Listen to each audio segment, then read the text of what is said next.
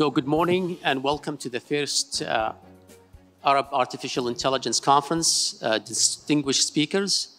Maali Dr. Mohammed Abu Rumman, I'd like to start with you. If you can give us a little bit background in terms of what you're doing, what do you think in terms of the youth here in Jordan and the impact of AI and how you see the youth playing a role in AI?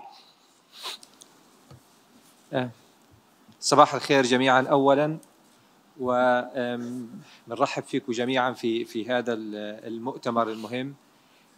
في الحقيقة ماذا نقوم بجهود في وزارة الشباب مرتبطة بموضوع مش فقط الذكاء الاصطناعي، لا حتى في موضوع البحث العلمي، الابتكار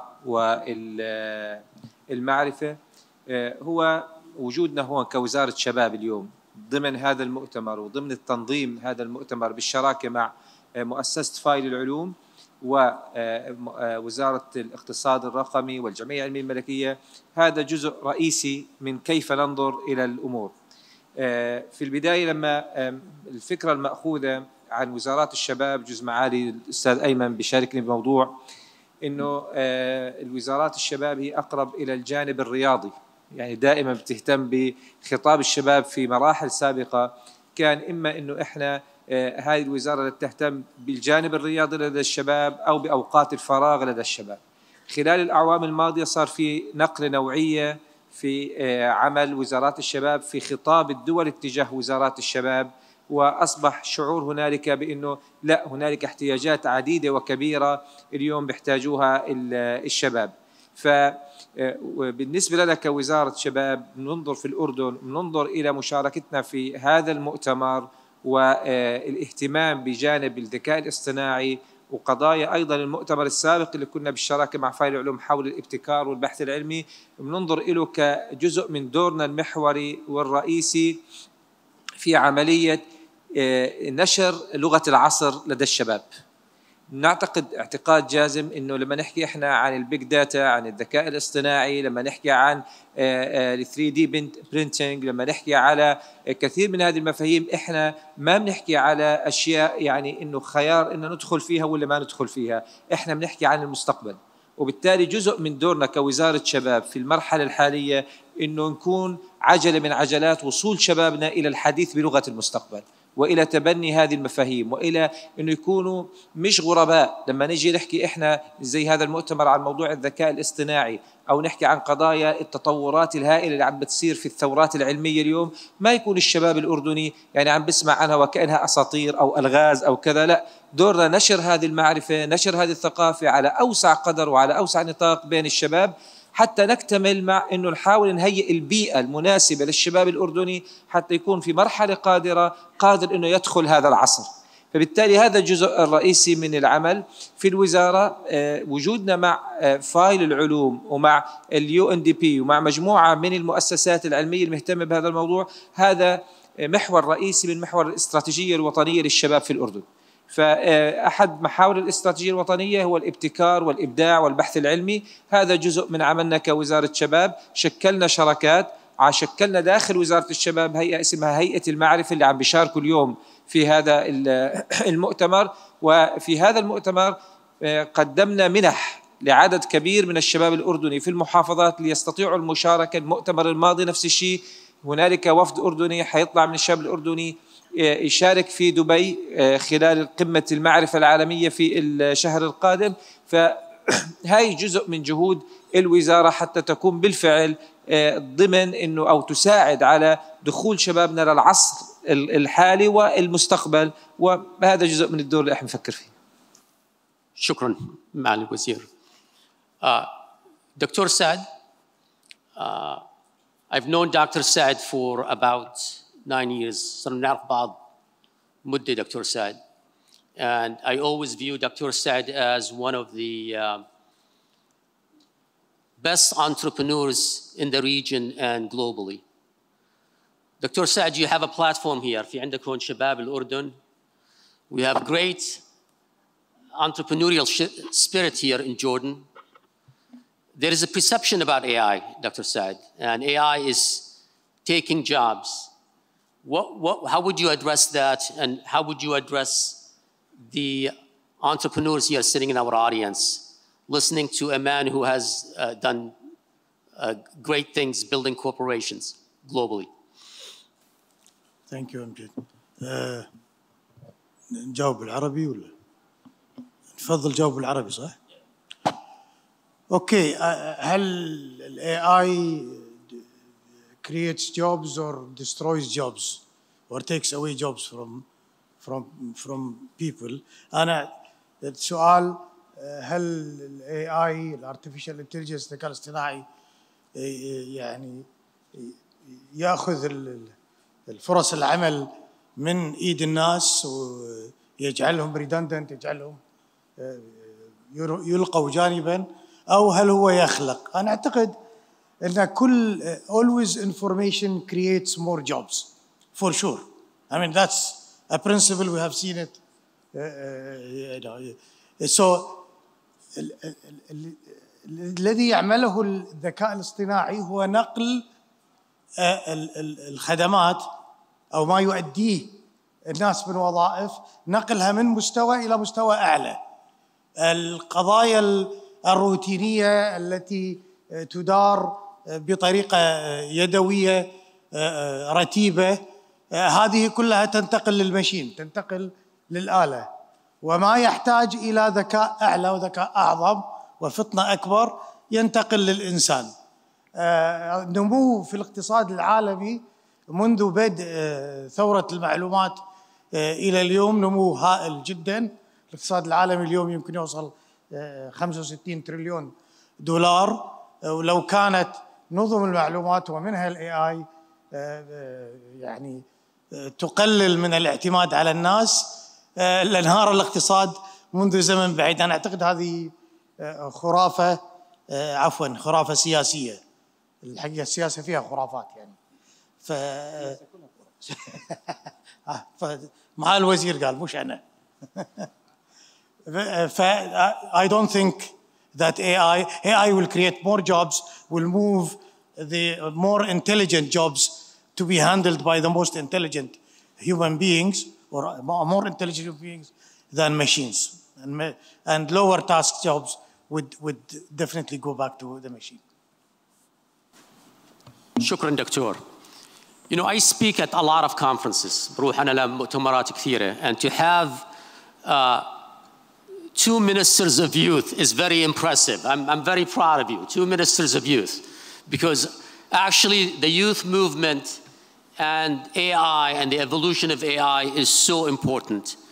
معالي الوزير أيمن بن توفيق, I'd like to ask you the same question as Dr. Mohammed Abu Rumman. Okay, tell us in terms of some of the initiatives you're doing في مملكة البحرين.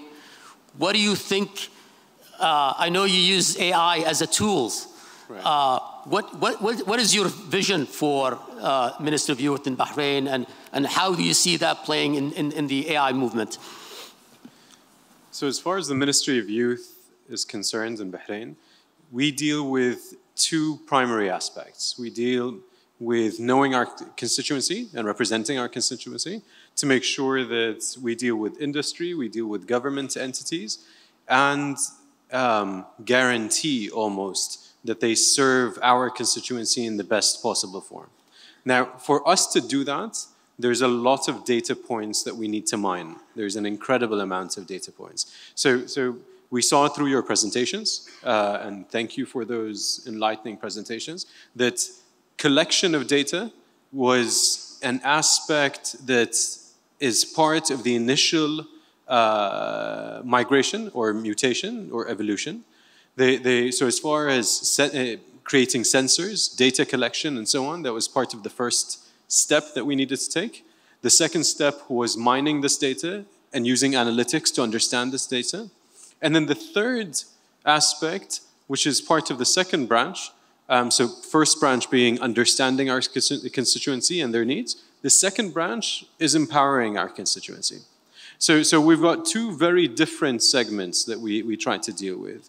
Now, when it comes to empowering our constituency, we all see it. We've got the private sector that sees it clearly. We've got healthcare that sees it clearly. We've seen the numbers, we've seen the trends, we've seen the trajectory, and we've seen what evolutions in industry does. I mean, we've seen what 4 or 5 years in the share economy does to the world. We've seen what software as a service does to the world. We've seen what infrastructure as a service does to the world, and so on and so forth. So it is our responsibility, I think, and that's probably why you see 2 ministers of youth. It is our responsibility, no doubt, to ensure that our kids, our youths, the future is empowered. And so the way that we do this is through programs across the board. We've got open arms, we've got extended arms, and we're willing to partner with anyone, any institution, public, private, quasi, international, and so on, as long as they can generate at the end of any interaction a skill set, then we're happy to participate. So we're here really, I think we're both here. I think the ministers of youth are always here to listen and to figure out how we can capitalize on certain partnerships to make sure that we empower our youth. شكرا معالي الوزير. Very refreshing and very impressive to have وزارة الشباب من مملكة البحرين ومن الأردن. Dr. Barsoom, AI, you need lots and lots of data. Data is an important ingredient. Knowledge is an important ingredient. And you talked about it in your presentation. In the US and outside the US, a lot of people are aware that there is very high regulations about the privacy of patients and information. There are questions in the US about ethics and responsibility and how we can use AI very responsibly. Can you talk a little bit about what you're doing here in Cleveland Clinic about that, and what's your personal position on that? Sure, happy to. So the first thing I would say is, we need to understand, why do we have the guidelines that we have around healthcare privacy, and whether or not it is mutually exclusive to be able to use data and at the same time recognize the value of the privacy of the healthcare data. I don't think that they're mutually exclusive. I think that there's a higher calling here that this data serves as a building block to allow us to deliver higher quality care at a lower cost. And I think if we accept that we will find pathways, and those pathways do exist. So today in the United States, if you want to build a predictive model that is based on a premise of improving quality or decreasing cost, there's a pathway to do that. You go to what's called our IRB, our Institutional Review Board. You would present, this is the study that I want to do. This is what I expect the endpoint to be. The Institutional Review Board determines, that it's a low-risk study or whether it's a high-risk study. It will also determine how much consent you need. In other words, if it's a quality study that is retrospective, looking at old data, you generally don't have to go back and get consent for that. If, on the other hand, it's a prospective study where treatment might change from one arm to another, you do need to get consent to that. If there's any conflict of interest, meaning if it's a company in which you have a stake, you have to disclose that to the patient in terms of utilizing their data. So all of these things together, I think we have a good methodology to, number one, ensure that the patient data is managed appropriately, safely, and respectfully. Number two, that any risk that is included in a study is mitigated as much as possible, including the risk of data loss or data failure. And number three, that the benefit outweighs the risk, that those three things happen. And I think when those things do happen, high quality studies can be done, and these studies can be the basis of artificial intelligence. And we see that in things like predictive modeling. Predictive modeling around length of stay, readmissions, patient satisfaction, survivorship from cancer. All of these models that we have today, we would not be able to do. We would not be able to build without patient data. So there are clear methodologies on how to safely use data, minimize risk, and improve outcomes. Great. Thank you, Dr. Weil. Ted, this is an AI conference, as you know, but I'd like you to address another technology that I think is very important and have some synergy with AI, and that's blockchain. So if you can basically tell the audience, where do you see the synergy between AI and blockchain, and do you see a progress, and what's your vision on that? Sure, thank you. So first of all, artificial intelligence in its many forms is a great tool. And one of the things that Dr. Amjad said earlier today was he gets domain experts and then he teaches them data science. Well, the utilization of blockchain and distributed ledger technologies combined with artificial intelligence and a variety of other technologies, both centralized and decentralized, provides opportunities for subject matter experts to be able to create new solutions. And some of those solutions are in healthcare. Like I'm working with one, I work with a large group of entrepreneurs. So one group is working on identifying patients who have been diagnosed with cancer and getting them to clinical trials. And today it takes between 4 and 7 years to get patients into those trials. And with AI and distributed ledger technologies, protecting both privacy and security of patient data, we're able to do that in half the time. We're able to cut 2 to 4 years out of the process. That's huge. When we look at manufacturing and we're looking at parts, on a jet engine, there are 8,000 parts on a jet engine. Many of them are life limited. Some of them are restricted because they're hot section. And you need to be able to know where they are at any given moment. And they have an 18-digit part number. Tracking all of that from an inventory management condition and having an immutable record tied to the AI allows speed of transaction with the AI, identifying the right part and the location, but also having a solid record, an immutable record that is tamper evident, that shows you how and where you can use which parts, when, and for what purpose. Now, this can be used across virtually every industry. So the bringing together of AI and adjacent technologies is critical to be able to move forward. And Jordan is in a wonderful position because not only has Amjad said he's making a commitment to Jordan, but the rest of the world is also very interested because the Silk Road 3.0 is coming right through Jordan. There's a 23 square kilometers that is going to be developed in Jordan for a new railway, airport, and safe port called the Safe Ports Regional Gateway Project, which will take AI, distributed ledger technologies, and it'll bring jobs here to Jordan. It'll bring AI jobs to Jordan and also some distributed ledger technology jobs. So it's really an exciting time here. So thank you. Thank you, Ted. I appreciate it. Maali Doctor, we talked about the competition for AI talent in the US.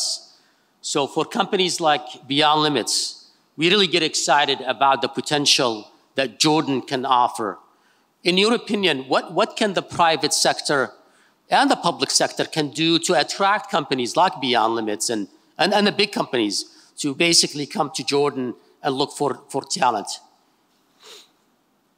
شكرا أمجد وشكرا على المنح اللي أعلنت عنها قبل قليل. هذا الشيء يعني بنعتز فيه ونفتخر فيه، وهي يعني شعورك الوطني تجاه الشباب في الأردن، فمشكور على هذا الشيء. باختصار شيء واحد اللي احنا كوزارة شباب بننظر له اللي هو بنختصره بكلمة الإيكو سيستم. احنا علينا في وزارة الشباب نوفر البيئة المناسبة للشباب، للإبداع، للتطوير، للابتكار، للعلم في مراكزنا الشبابية، في محاولة استكمال الدور اللي حكى عنه معالي وزير الاقتصاد الرقمي، دور وزارة التربية والتعليم ودور التعليم العالي. اليوم عم بنحاول ندخل العالم الرقمي إلى التربية والتعليم والمناهج وإلى التعليم العالي في الجامعات، في المدارس. في اليوم في جامعاتنا تخصص الذكاء الاصطناعي بدأ يعني تتبناه بعض الجامعات. هذه كلها مثل ما حكينا قبل شوي بتدفع فينا للعصر الجديد، للروح الجديدة اللي عم نشتغل عليه كلنا، إنه محاولة بناء هذه البيئة، بناء هذه القواعد حتى نستطيع نصل إلى هذه المرحلة.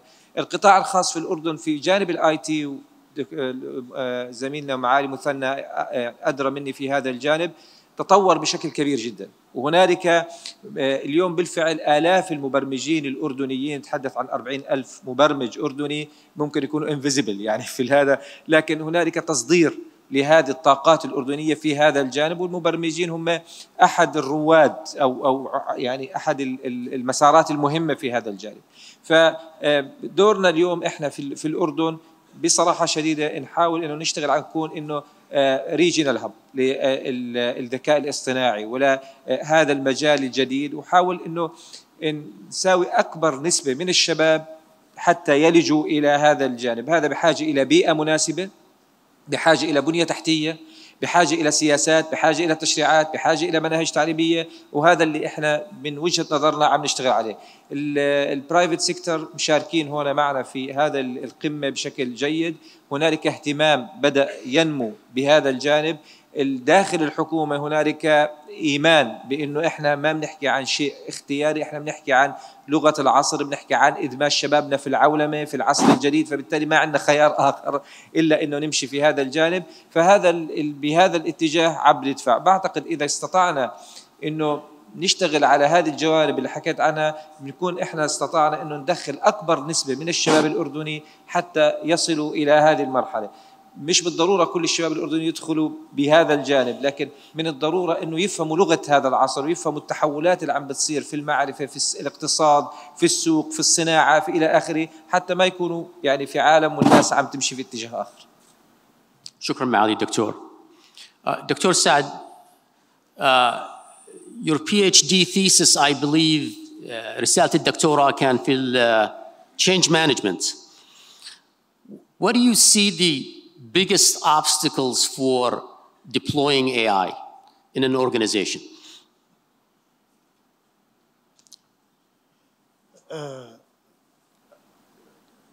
التغيير دائما، كثير من الناس يظن أن التكنولوجيا ستغير المجتمع. ربما للتكنولوجيا أثر تغييري حتى في الشركات. يعني مثلا الموبايل تيليكوميونيكيشن لما جت قلنا ستغير ثقافة المؤسسة، لأن شركات الاتصالات تاريخيا هي شركات مونوليثيك وحدوية جامدة تتعامل مع بلاك بوكسز وغيرها. فهذا طبعا ليس صحيح. التغيير هو في الأصله في لبه وتغيير ثقافي. It's a cultural change, not the challenge is cultural change, not technological change. That's why أو لذلك عفوا أنا أحاول أتفلسف بالإنجليزي مرات حتى أعمل حالي متحضر، بس يعني أرجو تعذروني.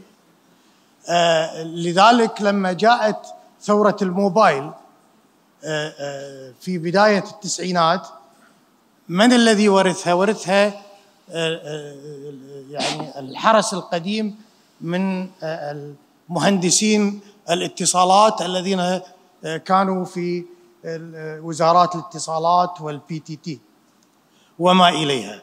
ولذلك أداروها بالثقافة القديمة، ثقافة عدم المنافسة، competition. يعني أنا لما رحت على MTC بالكويت اللي صارت زين كما تعرفون، كانوا يقولوا لي يا أخي، طبعا مش عاجبهم إن واحد يجي من الIT يدير شركة اتصالات، فقالوا لي يا أخي إحنا 17 سنة نحن نمبر 1. قلت له والله أنا كنت خايف تطلعوا نمبر 2، أنتم محتكر أكيد لازم تطلعوا نمبر 1. الحمد لله أنكم طلعتوا نمبر 2. فالقضية قضية الثقافة. هناك ثقافة تسيطر على الناس، والثقافة هي قضية إنسانية. الأسرة لها ثقافة، الوطن له ثقافة، العالم العربي له ثقافة، وكذلك كل شركة وكل جمعية وكل إطار إنساني في ثقافة تحكمه، هي مجموعة القيم والتصورات والرؤى التي تحكم سلوكه وتحكم قراره. ولذلك التغيير في الأصل هو تغيير ثقافي. تغيير تكنولوجي بدون تغيير ثقافي لن يؤدي إلى نتائج استخدام التكنولوجيا بالصورة المرجوة. شكرا دكتور. معالي الوزير، احنا في الأردن المشكلة الرئيسية اللي بتواجه الشباب هون we have high unemployment. I mean, the good news is we have a highly educated youth population. Can you tell us about what are the challenges facing youth in Bahrain?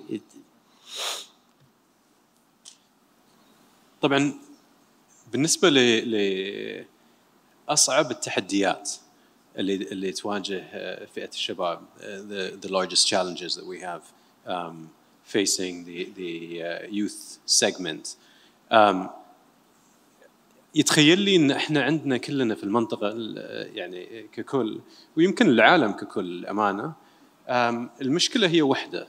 المشكلة ان احنا اليوم نركز على الشهادات بدل ما نركز على المهارات. We're looking at accreditation as opposed to looking at skill sets. بالنسبة حق الاحتياجات للعصر القادم, الاحتياجات اللي نشوفها احنا واللي في تواصل شبه يومي بيننا وبين القطاع الخاص, احتياجاتهم اللي هم يكلموننا عنها are skill sets. يعني مثلا coding is one of the skill sets that they're talking about. the فرص ثانية اللي يتكلمون عنها هي فرص مثل ما قلنا في المرحلة الأولى. إذا تكلمنا عن الهيلث كير, عندنا داتا مايننج, عندنا التواصل, عندنا gadget creation, عندنا يعني في أمور كثيرة. بس الأساس الرئيسي اللي نبغي نركز عليه إحنا كوزارة شؤون الشباب والرياضة أو ملف الشباب أو فئة الشباب هو التركيز على المهارات ومش التركيز على الشهادات. فشيء جدا مهم احنا بالنسبه لنا, وخاصه ان احنا يعني في كلامنا وفي حديثنا اليوم عن الارتفيشال انتليجنس وغيره, في عندنا arbitrage opportunities, عندنا فرص للنجاح. وعندنا احنا مثلا في البحرين نشرنا برنامج او بادرنا وابتدأنا في برنامج جديد. البرنامج اسمه فرص. الفرص هي مرحله انتقاليه في الشخص. These are easy win programs. الايزي وين بروجرامز هذول تسمح مثل ما تفضلتوا الانترنشيبس. كمثال, الانترنشيب از ان ايزي وين. تاخذ شخص, تاخذ فرد من فئة الشباب وتسمح له في فترة بسيطة انه يحتك بشكل يعني كامل في مادة واحدة, to take a deep dive مثل ما قالوا في السيشنز اللي عندكم. So we get the youth to take a very deep dive in a very intensive period.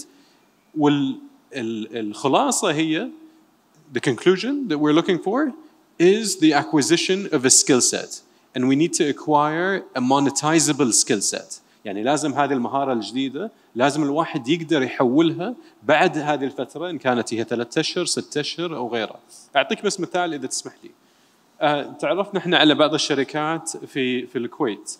في شركة أسسها شاب اسمها كودد. الشركة هذه عندهم برنامج 3 أشهر.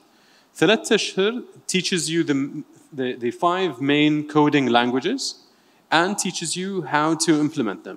هذه واحدة. بالنسبة للغة, احنا بالنسبة لنا بعد مهم, وهذه كودد بعد كانوا مركزين على هذا الموضوع.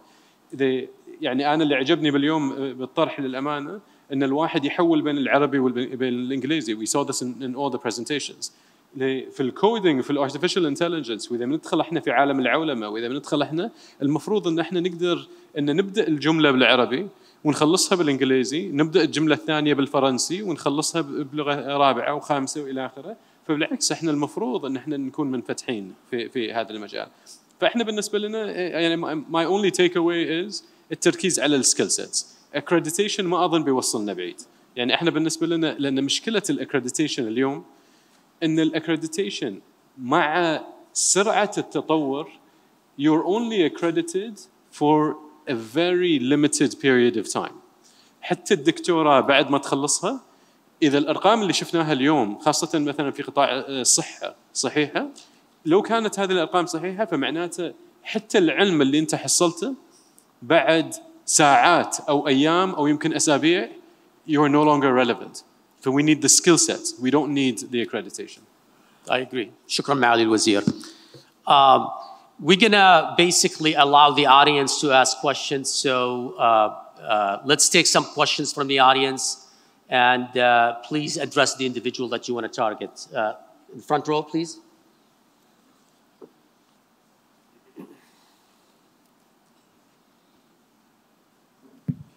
Assalamu alaikum. So thank you very much. My name is Amr from Schlumberger Oil and Gas. So I saw most of the presentation talking about the enabling technologies. And most of the enabling technologies today are being already invested in a platform like, for example, Google, Microsoft. But we still here see in the Middle East, we are really struggling on the way how we can access this enabling technology, either due to the regulation of the data, or data residency problems. So what do you see? What is your advice today to have this push forward to be able to have access for this technology? So, Ted, do you want to take it? Take a crack at it? Sure. So when you're looking at large data set, so over the next 20 years, we're going to see a 5,000% growth in data. And as we saw earlier, data in healthcare is growing every 73, it's doubling every 73 days. So not only is the size of data unmanageable, but also understanding what parts of the data. Only 1% of the data is actually being used effectively today. So your question is, how do we get access to data and use more of the data to be able to improve our operations? So is that correct? Okay. So as we're looking at this, AI can help, especially AI such as Beyond Limits, when we're looking at cognitive contextual intelligence, we're looking at symbolic logic and numeric logic, and we're coming up with ways to finding out what's important within the data set. So the ability to be able to discern what's important based on the tasks, the conditions, and the standards that we're doing, whether it's for oil and gas or for healthcare. Because there's a certain series of standard work products that actually have data attached to them that can help us make better informed decisions. So again, it's being able to use the right technologies and in the right sequence. So the use of AI, the use of distributed ledger, the use of autonomous vehicles or RPA, these are all things that we can use together and collect the data for peer-to-peer, IoT to IoT, machine to machine, and then E to everything, E to M. So everything to machine to be able to process the data. Great. Thank you. We have time for 2 more questions, please.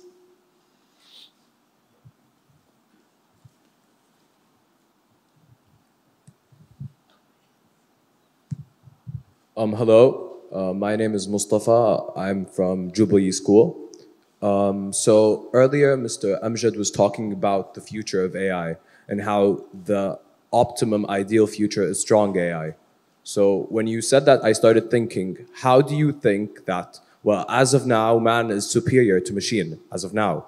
But you said that at some point, the skills AI would have would become superior to man's skills, well, ideally. How do you think man can develop something that would think and operate faster and better and be able to do things that man themselves can't even do? I guess the question is for me. What I talked about is with narrow AI, actually, it's the machine doing a specific task. It can do it better than humans. You know, we have many examples. But what we're good at as human beings right now is we can solve more than one problem. You can give me a math problem. I'm good at math, and I can solve it. You can give me a biology. I'm okay at biology, but at least I'll attempt to solve it. So as human beings, we have kind of a general capability. Dr. Barsoom talked about it earlier. It's the evolution of thousands of years. And then through your 20, 25 years of growing up, you collected a lot of data that help you on that. Machines are not ready today to become a general artificial intelligence where you can go to the same AI system and ask him an energy question today and healthcare question in the afternoon and financial question in the morning. We do not have the capability today to ask the same AI system, okay? That's still far from now. Ultimately, the goal is to get there, and I happen to be one of the camps that believe we're going to get to artificial general intelligence. And we are now have the building blocks to get to that point through connecting agents, through the concept of networking of intelligent agents. We're not there yet, but we're going to get there at some point in the future. Question? Hello, my name is Muhammad Rababa. You talk, Ariel, about general artificial intelligence. Is there any new algorithms working on, or any new, papers, research that we can look at it, so we can, evolve ourselves in that field? Thank you. Can you repeat the question again? Is there any research paper? Any research paper, any new algorithms are working on general? As I heard that a company called DeepMind, success to develop an artificial intelligence code to implement so the artificial intelligence code can solve many games, not only single game, not only single task. I want to ask, what's now the new algorithms, or where is the research is going? Is there any algorithm that we can understand, that we can follow, that we can update on? Great. AJ, the answer might be from you is how to help the younger generation here start equipping themselves with the latest research results, and where are the resources? Because this is a huge hardship to many of the younger generation in Jordan and the region of how to access this kind of literature. So this is your answer be towards, if that helps. So one good source, and I'd like maybe my colleagues to add to it, is the open source. So in the US, we have a lot of open source, a lot of great companies. Google, you mentioned DeepMind, is putting a lot of their technology and capability in open source. And the idea there is to make it open and get a lot of the smaller entrepreneurial companies to develop through their platforms. They published a lot of papers on the subjects, on the algorithms. There are a lot of online courses. I would encourage a lot of the domain experts and young engineers to basically check onto these online courses. Taking like machine learning classes. I think that would be a good introductory way to basically get you into AI. I personally, and I mentioned this in my presentation, I believe for us to basically help explore AI to its fullest capacity is we're not just going to rely on data scientists. We need every domain experts, the engineers, the lawyers, the teachers. They need to be, very aware of what AI. We need to get AI into the classroom. I want the teacher in the classroom. I don't want to replace the teacher, but we want to have AI agents helping the teacher explore the full potential of the students. If you have a class of 20, 30, let's have a customized educational program for that. Any of my colleagues would like to add? Yeah, I'll add something, if that's right. So, the first thing I would say is, and it links very closely to Amjad's comment and to the minister's comment around the difference between degrees and ability. Find something that you're passionate about, right? You asked a question earlier about, really how this is obviously a huge opportunity. And it can very quickly become overwhelming when you think about, where do I start? Find something that you are passionate about. So for me as a doctor, it's relieving suffering. How do we relieve suffering on a global scale? If you're in the real estate business, it may be around how do I maximize occupancy of my rental units. If you are in the logistics business, it might be how do I design an algorithm to keep my trucks on the road as long as possible and maximize shipments, right? So find whatever you are passionate about and try to solve that problem, right? That's, again, I think that's the difference between having a degree versus having an in-depth knowledge about a topic where you really become the world expert on that topic. Right? Those are things where you can always stay ahead. And if it aligns with your passion, with what you want to do, whatever you're passionate about, that's great because it's not a job anymore, right? It's a passion that you happen to monetize, which is ideal, right? I think, you know, all of us on the stage, I think, have found our passions that we are lucky enough to be able to make a living at, right? It's kind of the same idea. So don't try to boil the ocean. Find something, a problem that you want to solve, and build the infrastructure around you to solve that problem.